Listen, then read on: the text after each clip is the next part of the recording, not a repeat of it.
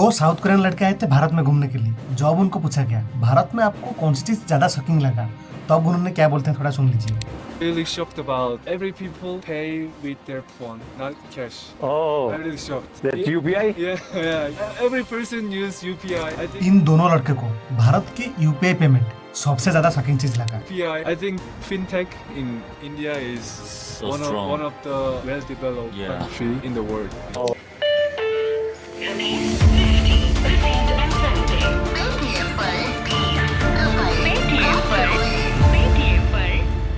Paytm पर 2016 जब पूरा दुनिया इंडिया के यूपीआई के ऊपर हंसता था, क्रिटिसाइज करके ये बोलता था एक गरीब देश जहाँ हर रोज खाने के लिए स्ट्रगल, पानी के लिए स्ट्रगल, जॉब के लिए स्ट्रगल, इवन की सांस लेने के लिए स्ट्रगल करना पड़ रहा है, क्या वो देश उसकी टेक्नोलॉजी की मदद से अमेरिकन क्रेडिट कार्ड कंपनी को चैलेंज कर सकता है? बट दोस्तों आज खुद अमेरिकन कंपनी मास्टर कार्ड का सीईओ आकर के बोल रहे हैं इंडिया यूपीआई सिस्टम एक थ्रेट है हमारे बिजनेस मॉडल के लिए, जल्द से जल्द उसके कंप्यूटर बनाना पड़ेगा, नहीं तो हमारे अस्तित्व दुनिया से खत्म होने वाला है। सो दोस्तों क्यों आज अमेरिकन कंपनी भारत की यूपीआई से डर रहे हैं? क्यों आज फ्रांस, सिंगापुर और यूएई जैसा डेवलप नेशन भारत की टेक्नोलॉजी मांग रहे हैं? और कैसे क्यूआर कोड ने भारत की फॉर्चून बदल दी? ये कहानी सिर्फ पेमेंट की नहीं, ये कहानी है फाइनेंशियल आजादी की। चलिए दोस्तों अब 2010 में चले जाते हैं। India was a cash fast economy जहाँ कैश किंग था, यानी कि आपको एक कप चाय से लेकर के होटल की बिल तक, घर में पैसे भेजने से लेकर के जमीन खरीदने तक आपको कैश की जरूरत पड़ता था। हालांकि बड़े ट्रांजैक्शन के लिए आप बैंक में चेक या मनी ट्रांसफर कर सकते हैं, लेकिन ये प्रोसेस बहुत डिले और कॉम्प्लिकेटेड था। इस काउंटर से उस काउंटर तक जाओ, मैनेजर से अप्रूव करके लाओ, ऐसे करते करते पूरा दिन निकल जाता था। हालांकि American company Visa and Mastercard ने credit card and debit card facility available करवाए थे, लेकिन उसमें ट्रांजैक्शन करने पर 2 से 3% तक टैक्स देना पड़ता था।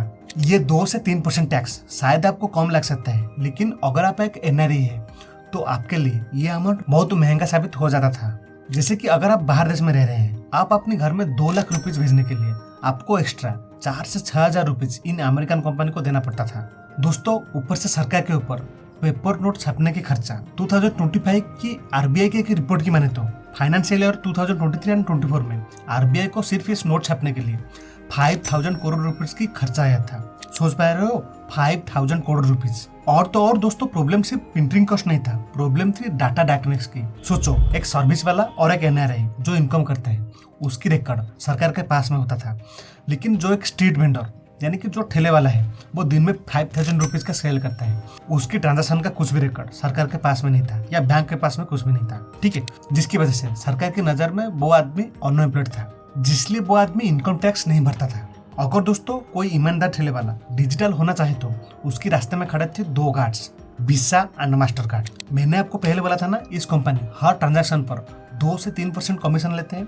सोचो एक ठेले वाला जो 2% मार्जिन से काम करता है वो इनको कैसे 3% टैक्स देगा, तो कैसे 3% कमीशन देगा, जिसके वजह से इंडिया वाज ट्रैप्ड। एक तरफ कैश की रिस्क, दूसरी तरफ वेस्ट का। तो हमें चाहिए था एक तीसरा रास्ता, जिस रास्ता ट्रस्ट उद्योग हो, जिसमें छोटे से लेकर के बड़े ट्रांजेक्शन बिना रुकावट में हो जाए।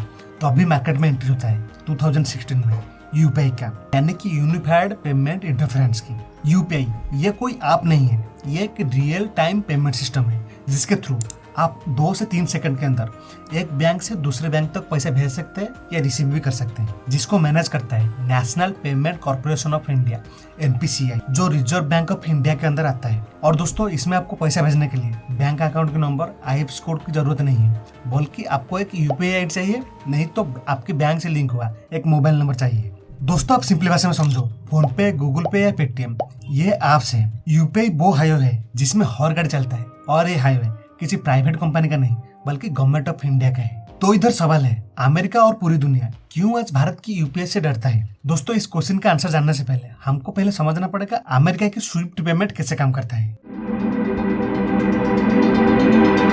देखिए अगर आप एक एनआरआई है, यानी कि दुनिया के किसी भी देश में आप सर्विस कर रहे हैं या पढ़ाई कर रहे हैं, तो आप घर में पैसा भेज रहे होंगे या घर से ले रहे होंगे। इस ट्रांजैक्शन को कंप्लीट करने के लिए आपको अमेरिका की स्विफ्ट कोड की जरूरत पड़ता है। मान लो आप सऊदी अरेबिया में सर्विस कर रहे हैं, आप अपने घर में पैसा भेजने के लिए सऊदी अरेबिया की सऊदी नेशनल बैंक से भारत की स्टेट बैंक ऑफ इंडिया में पैसा भेजते हैं। तो ये ट्रांजैक्शन को कंप्लीट करने के लिए अमेरिका की स्विफ्ट पेमेंट सिस्टम इन दोनों बैंक के बीच में काम करता है और खुद का 2 से 3% कॉस्ट ले जाता है, क्योंकि वर्ल्ड में जितने भी देश हैं उनके banks with in the border के अंदर काम करते हैं। अनटिल वो बैंक दूसरे देश में उसके एक ब्रांच ना खोले तब तक आप इंटरनेशनल ट्रांजैक्शन नहीं कर सकते हैं। इस पेमेंट सिस्टम के अलावा एक एनआरआई उसकी घर में पैसा भेजने के लिए दूसरे पेमेंट सिस्टम भी इस्तेमाल कर सकता है, जैसे कि NRI bank account, foreign currency demand draft, international money order and दूसरे डिजिटल प्लेटफॉर्म लाइक यूपीआई की तरह। लेकिन ये प्रोसेस बहुत कॉस्ट इफेक्टिव एंड डिलेड था। इवन की एक ट्रांजैक्शन कंप्लीट होने के लिए 2 से 14 दिन तक वक्त लग जाता था। अगर घर में कोई जरूरी काम है तो पैसा टाइम पे नहीं पहुंच पाता था। तभी मार्केट में एंट्री होता है भारत के यूपीआई का, जिसमें एक चाय कप से लेकर के एक बहुत बड़े ट्रांजैक्शन तक फ्री में हो जाता है और 2 से 3 सेकंड के अंदर पूरा ट्रांजैक्शन कंप्लीट हो जाता है। और ये सर्विस 24/7 आवर अवेलेबल होता है। दोस्तों, इस सर्विस को आपको पाने के लिए पहले आप अपने फोन में फोन पे, गूगल पे या दूसरे पेमेंट एप्लीकेशन को इंस्टॉल करना पड़ेगा, जिसके बाद आपको आपकी फोन नंबर लिंक करना पड़ेगा, जो नंबर आपकी बैंक अकाउंट के साथ लिंक है।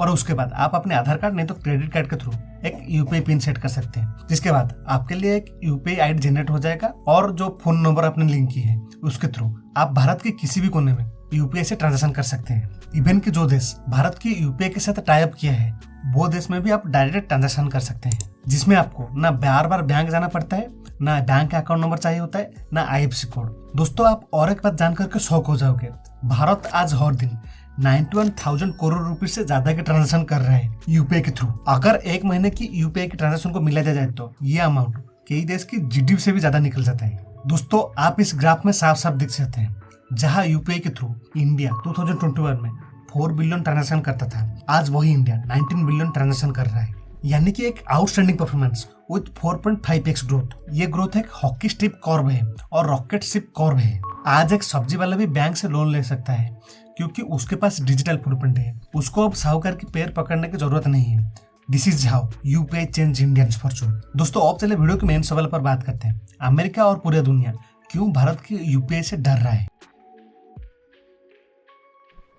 डर का सबसे बड़ा रीजन है द एंड ऑफ मोनोपोली, क्योंकि पिछले 50 साल से ग्लोबल फाइनेंशियल पर अमेरिका की कब्जा था। अगर आपको इंडिया से जापान पैसा भेजना हो तो पहले वो पैसा अमेरिका जाता था भाया स्विफ्ट के थ्रू, वहां पर वो डॉलर में कन्वर्ट होकर के जापान में जाता था और छोटी से बड़ी ट्रांजैक्शन से अमेरिका कट लेता था और एवरी ट्रांजैक्शन को मॉनिटरिंग करता था, जिसकी वजह से दुनिया की आधी से ज्यादा ट्रांजैक्शन की रिकॉर्ड अमेरिका के पास में था। लेकिन 2019 में American company Google US federal reserve यानी कि जो अमेरिका की आरबीआई है उसको एक लेटर लिखता है। लेटर में था एफएडी जो अमेरिका की पेमेंट सिस्टम है उसको भारत की यूपीआई से सीखना चाहिए। सोचो, गूगल जो एक इंटरनेशनल बहुत बड़ी अमेरिकन कंपनी है वो उसकी सरकार को बोल रहा है भारत से सीखो। इससे बड़े सॉफ्टवेयर जीत क्या हो सकता है? इवन के दोस्तों, खुद मास्टर कार्ड की सीईओ ने पब्लिकली ये कहता है कि उन्हें भारत की यूपीआई से डर लगता है। उनका कहना था कि हम फ्री में कॉम्पीट नहीं कर सकते हैं। अगर पूरी दुनिया भारत की यूपीआई को अडॉप्ट कर लेता है तो American company Visa and master card and Swift की पूरा धंधा बंद हो जाएगा।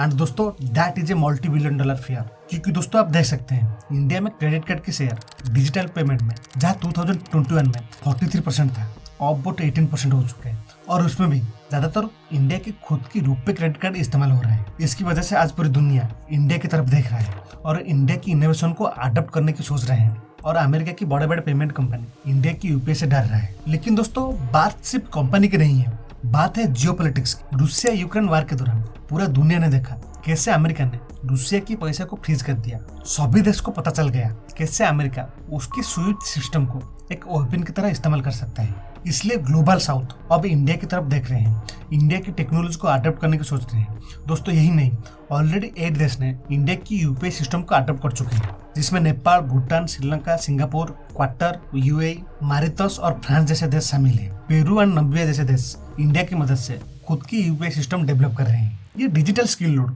जो इंडिया बना रहा है, इससे डॉलर की डोमिनेंस खत्म तो नहीं होगा, लेकिन उसके ऊपर जरूर प्रभाव पड़ सकता है और ये अमेरिका की असली डर है। दोस्तों, अब चले बात करते हैं customer, shopkeeper and banks UPI इस्तेमाल करने के टाइम कौन सी प्रॉब्लम फेस करते हैं। सबसे पहले कस्टमर से शुरू करते हैं। एक कॉमन डर आज सभी को होता है, आपने पेमेंट किए, अकाउंट से डेबिट हो गया, लेकिन शॉपकीपर के पास पेमेंट नहीं पहुंचा। टेक्निकल रीजन इज बैंक की सर्वर अक्सर ओवरलोड हो जाता है। जब मिलियन लोग एक साथ में 10-20 रुपीज की ट्रांजेक्शन करते हैं तो बैंक के सर्वर क्रैश हो जाते हैं जिससे टाइम आउट बोला जाता है। फ्रॉड स्कैम भी हो रहा है। स्कैमर्स ओला एंड फेसबुक पर बायर बन करके आते हैं। वो कहते हैं QR कोड स्कैन करो, पैसा रिसीव हो जाएगा, लेकिन असलियत UPI में QR कोड स्कैन करके बस पैसा जाता है, ना कि रिसीव होता है। लाखों लोग आज भी इस काम में फंस रहे हैं। Third, cyber cell account freeze. अगर आप गलती से किसी भी स्कैमर से पैसा रिसीव कर देते हो तो साइबर पुलिस पूरा चेन को फ्रीज कर देता है। आपके अकाउंट बिना वार्निंग के ब्लॉक हो सकते हैं, चाहे आप इनोसेंट हो।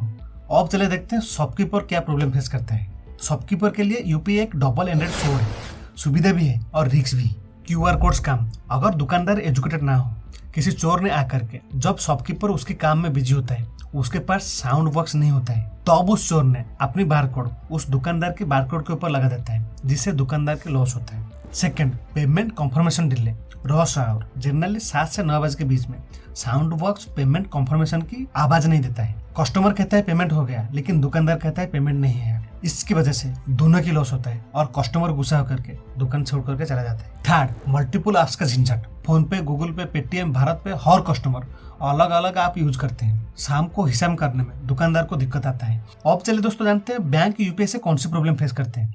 बैंक UPI से सबसे बड़े प्रॉब्लम फेस करते हैं, भले ही वो खुल करके ना बोले। Visa and master card her transaction पर 2 से 3% की कमीशन ले जाते हैं या इनकम कर लेते हैं, लेकिन UPI पर सरकार ने 0 MDR मर्चेंट डिस्काउंट रेट रखे हैं। मतलब बैंक को इंफ्रास्ट्रक्चर लगाने के लिए खुद खर्चा करना पड़ता है, लेकिन बदले में इनकम 0। 2, server load. बैंक के सिस्टम बड़े ट्रांजेक्शन जैसे कि लोन एंड कॉर्पोरेट सैलरी के लिए बनाया गया था। अब UPI की वजह से उस सर्वर पर करोड़ों छोटे ट्रांजेक्शन 10 की चाय से लेकर के 20 की गोलगप्पा लोड हो रहे हैं। इससे बैंक का मेन सिस्टम स्लो हो जाता है, जिसलिए बैंक को 1000 करोड़ रुपीज एक्स्ट्रा खर्चा करना पड़ रहा है। जब पेमेंट फेल हो जाता है, 48 आवर के अंदर पेमेंट वापस नहीं आता है, तो अब कस्टमर बैंक को कॉल करता है। कॉल सेंटर की खर्चा बैंक को देना पड़ता है, जबकि उस ट्रांजेक्शन पर बैंक को कुछ मुनाफा नहीं हुआ।